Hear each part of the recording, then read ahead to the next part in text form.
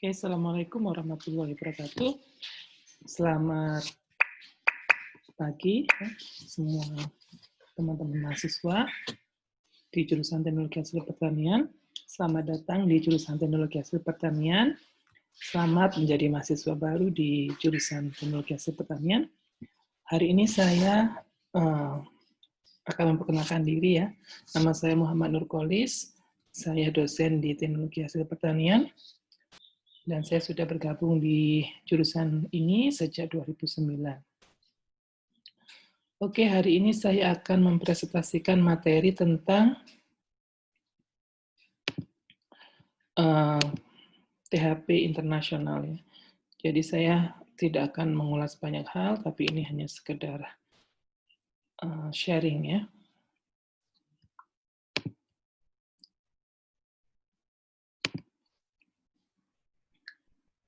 Oke, apa itu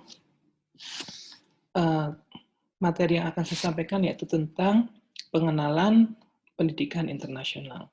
Nah, untuk outline hari ini ada tiga poin. Yang pertama adalah definisi atau pengertian dari pendidikan internasional itu sendiri.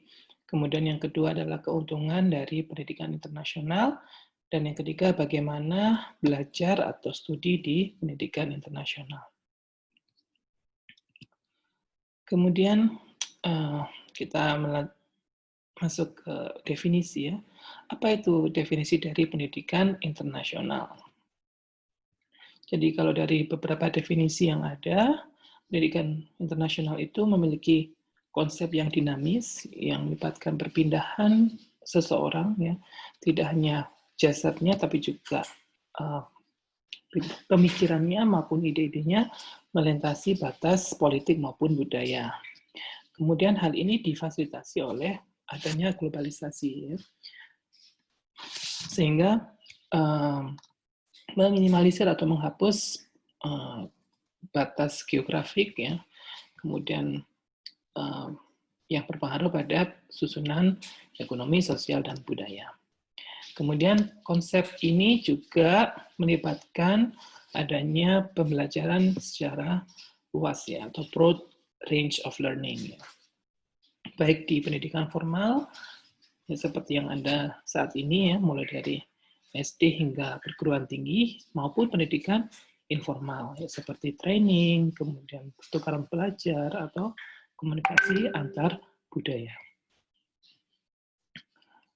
Kemudian pengembangan pemikiran yang lebih international minded ya. Jadi pemikiran yang arahnya lebih internasional dan mengembangkan perilaku yang internasional. Nah, seperti apa perilaku yang internasional? Umumnya biasanya lebih ke pemahaman kultur yang berbeda. Ya, jadi pemahaman dan toleransi terhadap keberadaan kultur yang berbeda yang sifatnya untuk mencapai kedamaian gitu ya. Nah, ada beberapa pendekatan pragmatis terkait dengan pendidikan internasional ya. Tentunya kalau di tingkat pendidikan atau di sektor pendidikan, arahnya biasanya kita untuk menjamin mutu yang standar di tingkat internasional melalui sebuah proses yang dinamakan akreditasi. Nah, mungkin ada beberapa dari teman-teman yang sudah mengetahui apa itu akreditasi internasional. Alhamdulillah untuk jurusan THP kita punya 2 program studi. Program studi yang pertama yaitu Ilmu dan Teknologi Pangan, sudah tersertifikasi oleh IFT, International Food Technologies. Jadi tahun 2017 program studi ITP sudah tersertifikasi IFT. Nah, untuk program studi bioteknologi bagaimana? Nah, saat ini tahun ini kita sedang mengajukan atau menyiapkan akreditasi ASIIN ya. Jadi ASIIN ini dari Jerman ya, kita berusaha untuk mendapatkan akreditasi internasional untuk program studi bioteknologi. Nah, mengapa kita ingin melakukan akreditasi? Karena untuk meraih validasi terkait dengan kualifikasi modul maupun perkuliahan yang kita lakukan selama ini. Kemudian kita menawarkan jaminan mutu pendidikan ya, pelayanan, termasuk juga pelayanannya, dan menyediakan antara akademik maupun profesional. Artinya ketika Anda sudah bekerja nanti, bagaimana Anda itu bisa mengetahui koneksi antara dunia akademik dengan dunia profesi, gitu ya. Dan untuk memfasilitasi pengenalan perubahan di bidang pendidikan, gitu ya. Sehingga di sini dapat dikatakan bahwa akreditasi internasional itu sangat penting. Nah, apa saja keuntungan dari pendidikan internasional? Karena program studi kita, ya insya Allah kualitasnya sudah menuju ke internasional, harapannya lulusan dari program studi atau di jurusan THP itu dapat mendapatkan pemahaman yang lebih global, gitu ya, perspektif yang global, kemudian pengalaman yang juga lebih luas, gitu ya, pemahaman terhadap suatu ilmu pengetahuan termasuk budaya, kemudian daerah di luar negeri kita, kemudian mendapatkan pengalaman yang lebih luas dan menjadikan Anda itu menjadi lebih marketable untuk dunia kerja. Jadi lebih menjual, gitu ya. Lebih bisa berkompetisi. Kemudian harapannya Anda juga mampu berkomunikasi dengan berbagai bahasa, ya, karena kalau Anda studi di pendidikan internasional, paling tidak Anda harus bisa bahasa Inggris. Nah, lebih bagus lagi kalau Anda melanjutkan ke luar negeri, gitu ya. Anda bisa mempelajari mungkin bahasa lain. Kalau Anda tertarik di Italia, mungkin bisa belajar bahasa Italia, tertarik di Perancis, ataupun di Jepang, ataupun di Cina. Tentunya Anda bisa menggunakan bahasa selain bahasa Inggris dan Indonesia, gitu ya. Anda lebih familiar, lebih mengenal tentang isu global maupun internasional, kemudian kemampuan Anda tentang bekerja efektif, ya, karena di negara maju dan dituntut untuk bekerja secara efektif, gitu ya. Sehingga kalau Anda berada di lingkungan pendidikan internasional, Anda diharapkan bisa bekerja yang efektif. Kemudian menggunakan informasi dari berbagai sumber yang ada di seluruh dunia, dan Anda harus bisa respect, menghargai, ya, terhadap perbedaan budaya maupun orang. Karena karakternya berbeda dari negara yang berbeda, jangan dari negara yang berbeda dari daerah yang berbeda saja, di sesama negara juga memiliki beberapa perbedaan.